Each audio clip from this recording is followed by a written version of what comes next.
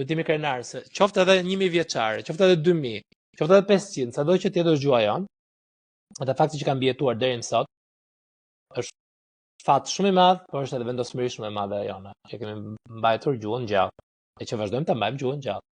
Duhet të përpiqemi sa më shumë të flasim gjuhën tonë, kudo, si duash, variantin tonë, atë që dim, nuk ka rëndësi, se nuk do bëjmë me gjithë gjuhëtar e filologë të mëdhenj.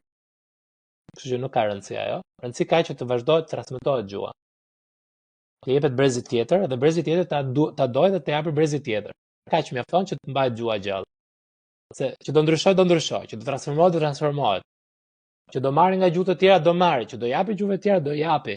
Çdo gjë do ndodhi me gjuhën. Është një gjë e gjallë, është një gjë që zhvillohet, që rritet, që merr përmasa të reja, që merr dimensione të reja. Dhe nuk duhet pasur frikë nga ndryshimi i gjuhës. Sepse është një gjë që po nuk ndryshoj do vdesi.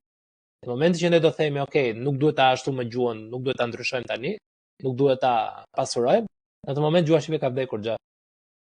Se kështu është proces. Gjua është një proces Po siç e ka thënë ata, arvanite të këndoni, gluhën të mos harroni.